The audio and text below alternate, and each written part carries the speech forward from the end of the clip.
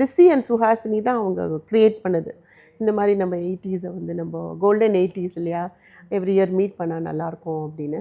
So அவங்க வந்து core team. அப்புறம் ராஜ்குமார் சேதுபதி இருக்காங்க, குஷ்பு சுந்தர் அண்ட் பூர்ணிமா. அவங்க 5 பேரும் வந்து they are the core team. அவங்க தான் என்ன தீம் வச்சுக்கலாம், வென்யூ செலக்ட் பண்ணுறது எல்லாமே ரொம்ப இட்ஸ் அ க்யூரேட்டட் ஈவெண்ட்டுங்க. சும்மா எல்லோரும் கேதர் பண்ணி அப்படி கிடையாது. நிறைய அஜெண்டா மாதிரி இருக்கும். 7 o'clock வந்தோம்னா 1 hour சோஷியல் ஹவர், அந்த மாதிரி பர்ஃபார்மன்ஸஸ். யாருக்காவது ஏதாவது ஆடணும், இன்னொருத்தர் சாங்கை இன்னொருத்தர் ஆடலாம், ரிஹர்ஸ் பண்ணி ரொம்ப எஃபர்ட் போட்டு.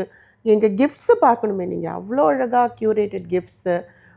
அதுக்குள்ளேயே அந்த ஆர்டிஸ்டோட சில்ட்ரன் இப்போ அடுத்த ஜென்ரேஷன் வராங்க இல்லையா, அந்த ஜெனரேஷன் வந்து என்னெல்லாம் பிஸ்னஸ் பண்ணுறாங்க. இப்போ ஒரு ஆர்டிஸ்டோட டாட்டர் வந்து அவங்க வந்து பர்ஃப்யூம்ஸ்லாம், அந்த பர்ஃப்யூம்ஸ் எல்லாம் அவங்கக்கிட்டேருந்து ப்ரொக்யூர் பண்ணி எங்களுக்கு கஸ்டமைஸ் பண்ணி கொடுத்து, அது மாதிரி அடுத்த ஜென்ரேஷனை என்கரேஜ் பண்ணலாம் அவங்கிற மாதிரி.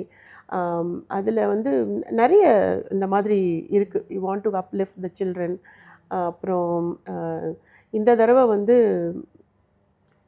அக்ராஸ் த மைல்ஸ்லேருந்து நிறைய பேர் நாங்கள் வந்திருக்கோம் இல்லையா, அவுட் சைட். எல்லோரும் தெலுங்கு இண்டஸ்ட்ரிக்கு அம்மா எல்லாருமே. சவுத்து பாம்பேயில் நடந்தப்போ பாலிவுட் அவங்களும் வந்து வந்தாங்க. அவங்க த 5 people they are the core team. So அவங்க தான் எல்லாமே பிளான். ஏன்னா எல்லோரும் சேர்ந்து பிளான் பண்ண முடியாது.